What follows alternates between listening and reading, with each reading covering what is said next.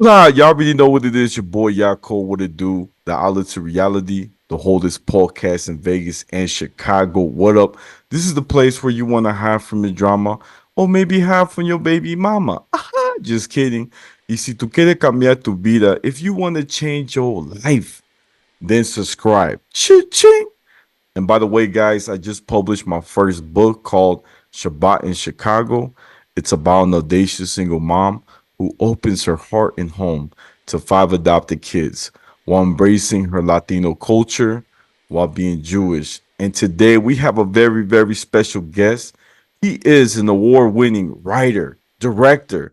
Not only that, he's my friend. Give it up for the one and only JoJo. Woo! Woo! What's up? Hey, brother, I'm so happy you're here. Oh, thank you for having me, man. Man, it's an honor. It's an honor. Look, I want my fans to get to know us a little bit more. So I do want to share about how we met. So we met, through Angel. It was like a charity event.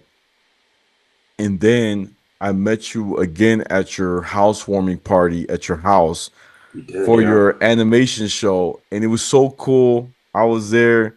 My friends Tony Bianet, Angel, and it was so cool because we got to take shots with the man of the hour and celebrate. Got the DJ, and it was so cool. But one of my favorite parts was singing at the karaoke, like doing my little black eyed Yeah. peas, my humps. Oh my God, dude. I mean, honestly, you kind of not saved the night, but you really did a number on it. Cause I wanted everybody to do karaoke. I had my cousin DJing. He did incredible, and I told him after you're done, you're gonna go into DJ. You're gonna go into karaoke. I'm gonna sign up. I'm gonna get as many people to sign up as we can, and then you cue it up. But no one wanted to do karaoke. Everybody was shy. Like at the beginning of karaoke, everybody's just like, I don't wanna, I don't. So I had to like force everybody to start getting into it. And yeah, you stepped up and you were like, I'll do it. And you just like lifted the vibe for everybody. Because I think there has to be one person that's actually, you, at every room you're in, you're just having fun, which not many people are. You're just always having a good time. And I think when you got up there, the whole room shifted and everybody started signing up. Because I think everyone was also like, oh, he can do it, then I can do it too. Thank you, bro. Thank you. That's like one of the best like compliments and encouragements I needed, brother. So I appreciate you, Yeah. even for the invite. Your family was so nice to us, so it was Oh fun. man, you got a Um, blossoming singing career. I'm excited for your first EP. Thank you, brother. But look, brother, I want you to share too. What was your first impression when we first met? If you could take us back to the old days. Yes. Oh man, the old days, like it wasn't 2 months ago.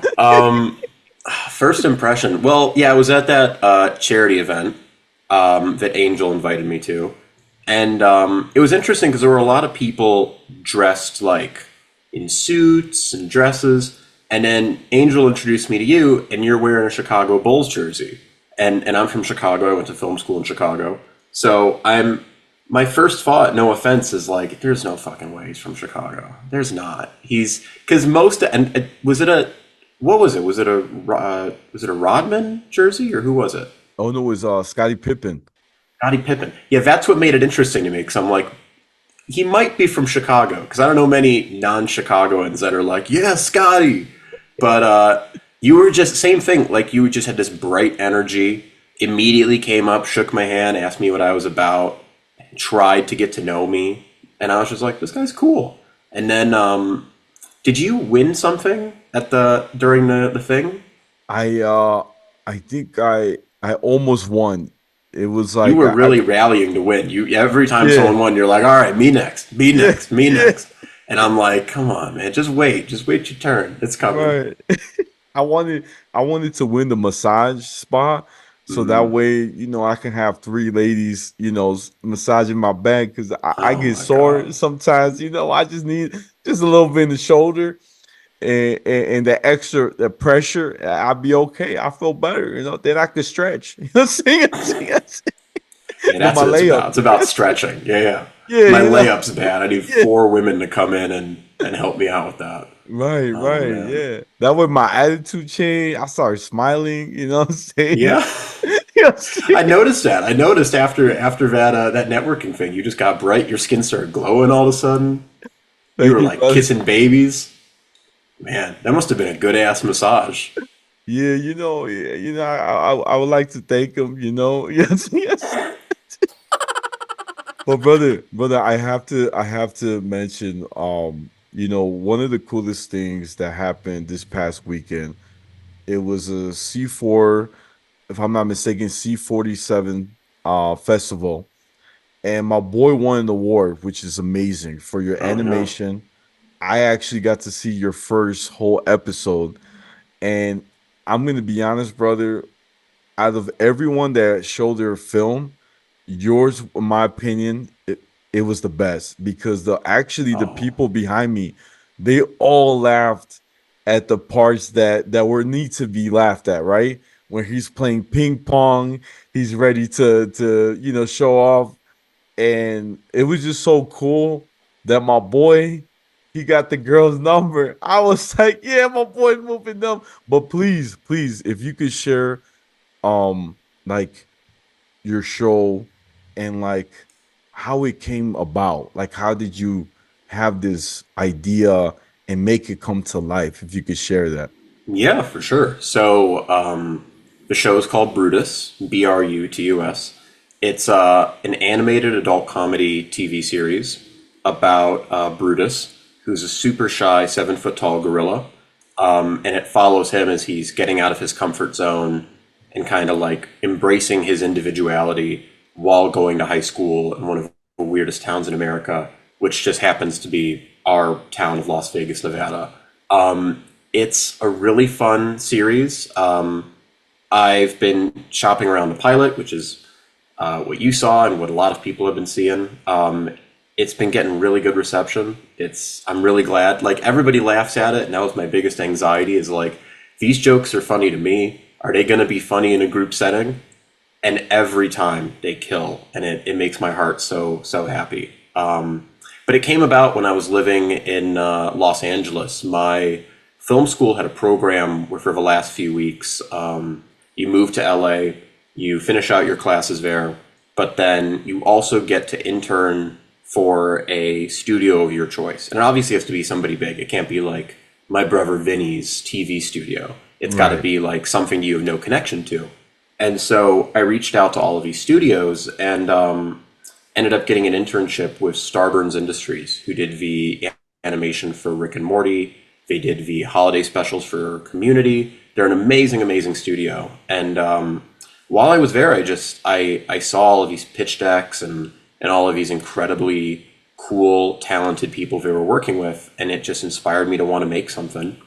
And the original idea was about a metal drummer who is insanely socially awkward, and every episode followed him like going out into the world and having to do something like outside of his comfort zone. So the pilot that I originally wrote for that was he goes to a gas station and the pump won't take his card, so he has to go in and talk to the person at the desk, and he like can't do it. He's like hiding behind shelves. He's like buying something as an excuse to go up there, but then he forgets to get the gas, so he has to go back in.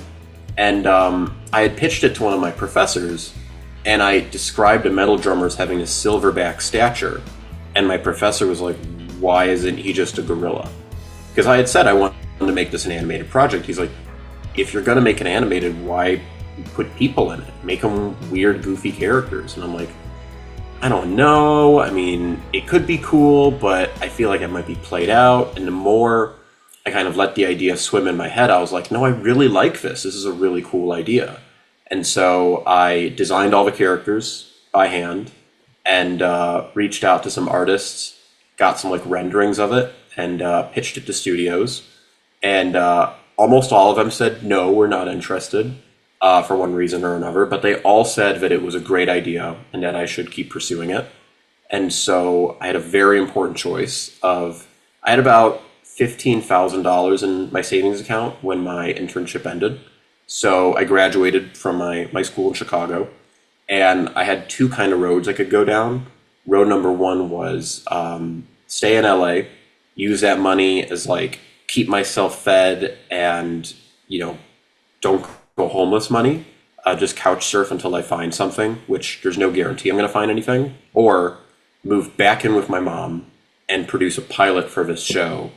And if that doesn't work, go back and do plan A without the money. And my mom was incredibly supportive. She was the one that originally suggested moving back in with her and making it. And I'm so glad I did because at the C47 Film Festival, not only did we get Best TV Pilot, but I received the Nevada Filmmaker Award presented by the Nevada Film Board, which was very surreal, and I'm still processing it because it's a massive, massive award. But like that, like it was just an idea. I took a leap of faith, and just like you did with your show, just went out and made it. And now, like, I'm literally living my best life, and it's incredible.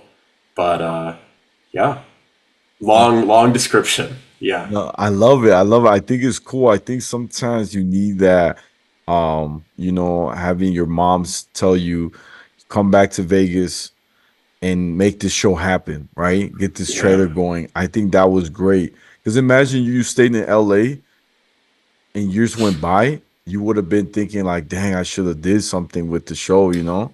Yeah, and a lot of people I think too do this thing where they're like, "Oh, well, I'll go do the part-time job, I'll do the full-time job, and then I'll use the rest of my time to make the music, make the show, make the paintings, make the whatever."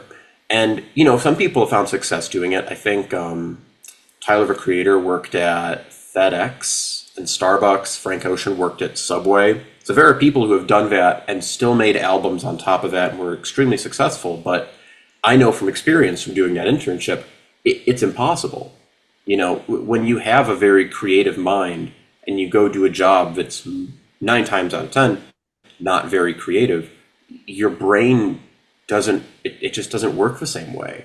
And so I think a lot of people get trapped in this, like, and obviously there's lots of like capitalist propaganda of like, oh, well, just do it and you'll have the time. But then once you're stuck in it, you're like, oh, I'm never getting out of this. And now something my mom said a lot was, you can make the show, have it fail, and go be an assistant. You can do that. If you go be an assistant right now, there's no guarantee you'll ever get to make this show again. And even if you get an opportunity, the window for its success and popularity may be gone. If something like Family Guy came out 10 years earlier or 10 years later, it wouldn't have worked. If The Simpsons came out in the 70s, I don't think it would have been the same show. So it would have not had the same, massive appeal. So it's Wow. a lot, but we have to work with the cards we're given. Yeah. So there are some people who do that and are extremely successful doing a part-time, full-time job and their thing on the side.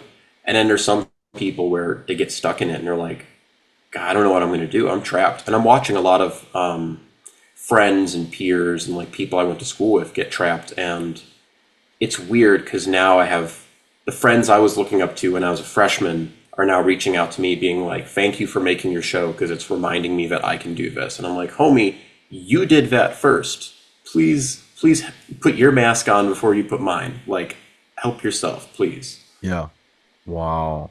I think no, it's very true what you said. And also one of my things that got us really close that night for your festival, we were just chilling in the lounge, just having a nice drink. And we had like a really good talk how some people in the industry can um want to take a shot at us, like get the spotlight, right? Because we're overshining them sometimes. Like they see it. And I shared the analogy with you how there's like I said the story where they say you're planting a plant in the farm, right? Hmm. And there's the hen, the pig, and the squirrel. Remember? I tell Yeah, yeah, you, yeah, yeah. and and you're like, come on, guys, help me. Let's go plant this flower. It's gonna be nice. I'm telling you, it might have an apple. Say it might grow an apple or something. And they're like, nah, we're good. And then it starts growing, right? And you see like the little branch, and they're like, come on, guys, it's really growing. No, we're good, we're good. But the moment it becomes finished, right? The product, like the flower or let's say the tree. Now everyone wants a piece of that apple Yeah. when you ask them. So it's crazy because you probably experience it too, where people try to now get in your kind of in your little bubble, right? Because they're Hmm. like in the beginning, they're like, nah, dude, that's not gonna work, or I don't see the potential. And now that you're striving for success, they want a little piece of that apple. Yeah, well, it's hard because you're totally right. There were people like that the whole way who were like, there were kind of two camps I discovered with the concept where in the beginning, I had a very loose pitch. It was just kind of the idea of like Brutus being this gorilla and he's awkward and he wants to ask out this girl. And that was kind of a whole show I had. That was kind of it. So obviously, with that pitch, like people had preconceived notions of like, this might not be good, this might be whatever. But there were two camps I frequently found would pop up whenever I would do that pitch. The first one was, I'm very glad you're excited about this, but this is not what you should be doing right now. You should be getting a stable job. You should be figuring out how to stay in LA, and you should be making as many connections as you can. That being said, that's a great strategy. There's nothing wrong with that. I found that in networking, a lot of my professors would be like, you should network with everybody you can. But the hard thing about networking is you have to have something. You can't just like show up and be like, I want to make a TV show. Because they're going to be like, cool, get in line with the 10,000 other kids who come from around the world to do it. So there was always that first camp of like, well, you should go do a job and meet more people and let them show you how to do it. Which I totally got. And there's no hard feelings to that camp at all because, we project our own fears onto other people. We only see the potential in other people that we have in ourselves. But then the second camp were people that were like, this is an incredible idea. You have to do something with this. If there's anything I can do to help, please let me know. And the biggest example of that, there were two that I could think of. The first one was this guy, Peyton J. I went to school with him. He made his own animated show called Wayfarers of a Multiverse. It's incredible. The pilot's on YouTube. Please go watch it. I think it's one of the coolest things anyone in my class has made because it is so individual and unique and special. But it was like a 20-something minute pilot, and it was fully animated. And I talked with him about making Brutus, and I was like, can you give me pointers on how you do something like this? And he taught me from start to finish like what to do. And he didn't need to do that. There was no like gain for him to do that. But he just gave me that free game, and we were calling the other day, and he was like, I'm so proud of you, everything you're doing. Like, I wasn't expecting it to blow up as much as it did. And I was like, wow, okay, so such high faith. And then another one was that professor I pitched the idea to, who said it should be a gorilla. We ended up doing a table read in that class for Brutus with professional actors, and we tested it to see if it would work. And he was like, I'm going to bring in a guest speaker who's going to listen to it and give you advice. And I'm like, okay, for sure. And he's like, I'm not going to tell you who it is until the morning of. And I'm like, okay, weird. Now you're scaring me. He brought in this amazingly talented woman named Sahar Jahani. She is a writer for, I think, the second season of Rami. Rami is one of my favorite TV shows ever. I would watch it with my mom, I think during COVID, and just drool over it. He didn't know that was my favorite show. He just got that because he knew that writer. And he was like, can you come in and just listen to this? And she was like, yeah, for sure. And afterwards, she was like, this is incredible. You should totally do something with it. Here's my number. If you need anything, call me. And we maybe called 2 or 3 more times after that. And she kind of taught me more about like the industry and trends and what was going on. And she didn't have to do that. So many people in the industry are not selfish, but they don't need to do stuff like that because they're like, well, I already have the opportunities.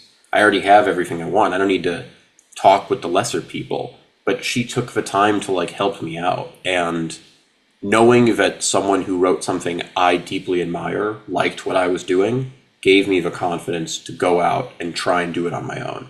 Because I think without Peyton and her, it would have been a very different process, which I think I would have had a lot less confidence in. I think I would have been very, which would have hindered the creativity. You know, there's so many jokes like you saw in it that are not risky, but it's like, oh, that's a step, that's a big joke. Not everybody can pull that off, and I think having them in my corner made me feel confident enough to try and do that stuff, to take those leaps. Oh, that's amazing, man. It shows that you're right. There are people that do care, Yeah, and you just gotta, always be alert and see who's authentic, right? Who's being genuine.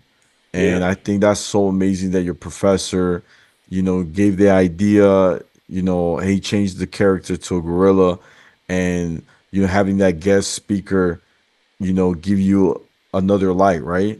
I Hmm. think that's the way we grow, brother. I wanted to ask you something. So, I saw the first episode, and like I said, I love this so much. I'm not gonna lie, I did want to see number two, if there Hmm. is a two.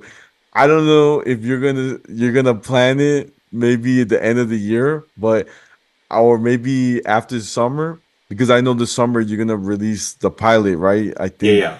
so, brother. Me as a big fan, because I saw it. I gotta ask, like, are you gonna release like episode two, like soon? Because your boy bring the popcorn and the nachos, man. I ain't gonna lie. Oh, I know. I was gonna say it's weird you brought them in for the film festival. You brought like a whole comic assortment of snacks. You took like four seats up. Yeah, no, there are plans to make a full show. That was the intention from the start, was to get the funding and the backing to make at least one season of it. I have a plan for the entire show. I know how it ends. I know how many seasons I would need and spin-offs and ideas. I have 10 episodes for season one ready to go, completely written, ready to go into pre-production. Yeah. The issue right now is funding. Okay. So, like I said before, there were people that were like, you should stay in LA and make connections. One of the good things for that is you meet financiers and you meet producers, and you meet people who have the money. That's where I'm at now. I'm meeting people with money, and we're talking about ideas. I have a business plan. I have the whole show kind of like laid out. I'm not giving all of the like secrets away, but I'm like, here's kind of what happens in the first season. Here's where it ends. Here's kind of where all the characters leave off, and here's where it can go from there. But right now, we're looking for, more like I'm looking for a somebody to help put some money in. But once we have that, I mean, we're off to the races. So it's exciting. I don't know when an episode two would come out, but like you said, episode one is summer 2024. It's very exciting. It will be on YouTube and possibly some other online streaming things, but for sure YouTube completely for free. Anybody can watch it. We're going to release a release date closer to the summer, but for now, I'm being real quiet. You guys are going to have to wait, but I promise it's worth it. I mean, the fact that people won't shut up about it wherever I go. I got my hair cut yesterday, and the owner of the barber shop I go to, we were talking just idly while I was waiting like a month ago for my haircut, and he was like, "Oh, what do you do?" And I'm like, "Oh, I write for film and TV, and I have this show." He's like, "Send it my way. I'd love to take a look at it." I don't hear from him for like forever. I finish my haircut. I'm checking out, and he comes up to me and goes, "Hey, dude, I just wanted to say I watched that trailer and fucking loved it, dude. That shit was so sick." I'm like, "Thanks, man." And he's like this burly ass, like he looks like Brutus. He's like this big ass dude, and he's like, "I loved that, man. I love that. I love the ping pong thing." I'm like, "Dude, thank you." And like, I cannot get away from it now. Where I remember before when I made it, I was like, I hope like it gets at least like 100 views. That's all I want. I just want it to get enough. The people that need to watch it, I want them to watch it. And I've put up two trailers for it. The most recent trailer collectively on all streaming services has gotten maybe around 3,000, 4,000 views. which blows my mind. And we're just starting. We're just starting this whole process, so it's very exciting. Dude, that's so cool, man. I'm proud of you, brother. I'm so happy I got to be with the superstar right here. This is an Oh, shut honor. up! Shut your ass up! It's an honor, brother. Oh man, but no, dude, I'm really happy. Like I said, it means a lot. You being on the show. If you can share one last advice for people that want to get into this industry, whether it's animation, whether it's filming, acting, what would be your advice to them? Oh gosh. That's a really good question. I would say, I mean, the biggest thing is number one, figure out what you want to do. Because I think a lot of people jump in being like, I'm going to be a filmmaker. It's like, okay, there are like 25 jobs in that process. So figure out just by doing it which one you like. I mean, that's how I got started. I did a filmmaking camp when I was in middle school and tried everything and just discovered I loved writing and directing. Like I just loved it. And editing too, like it just first, like I would have never liked editing, but it just came to me so naturally. So try the stuff, see what you like, see what you don't like. Consume as much art as you physically can, because a lot of people just make, and if you're not to be like this, but you can't poop without eating. So you need to be ingesting in order to expel something, to bring something into the universe. You have to bring something into you first. And reach out and talk to people. Tell everybody what you want to do. James Fino, who was my boss at Starburns and was a producer on King of a Hill, gave me one of the best pieces of advice ever. He said, if you want to be a writer, tell everybody you can, I want to be a writer.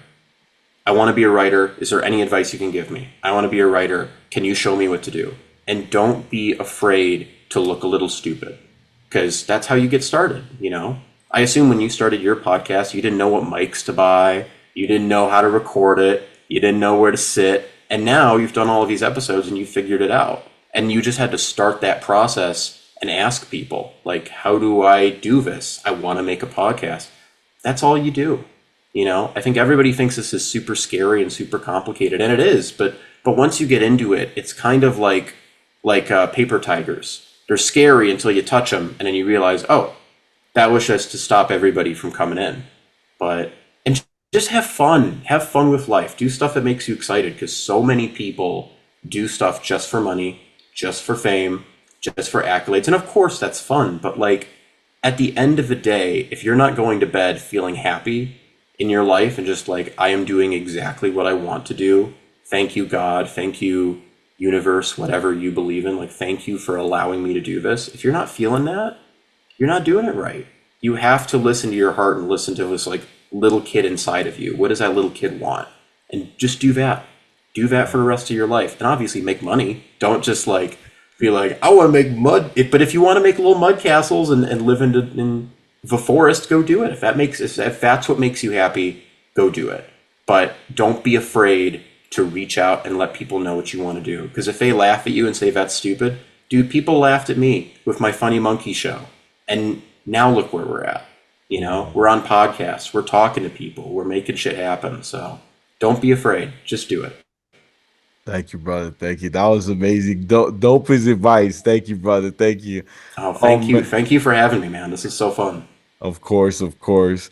Well, there you guys have it, guys. This is the Outlet to Reality, the holdest podcast in Vegas and Chicago every Tuesday. Don't forget to like, share, comment, and subscribe. Ching. Y'all know where to find me. I'm on Instagram, YouTube, Spotify, the Outlet to Reality. My Snapchat's Take One Pass It, and my TikTok is at Yaakov28. And Jojo, where can my fans find you? Oh man, so you can go to jojoscanlon.com to see my work, my social medias. I'm not going to list all the usernames because I got Jojo Scanlon for a few of them, but then someone else had it on like TikTok. So just go there, you'll find it there. For Brutus, you can go to brutustheshow.com. And again, all the social medias are there. Brutus the Show on YouTube. That's where all our stuff is. We're putting up clips from the show. We're putting up memes. We're going to be putting up interviews with the cast really soon. It's going to be really exciting. And again, summer 2024, tell your friends, Tell your mom, tell your pastor. Brutus is coming to town, baby. We out here.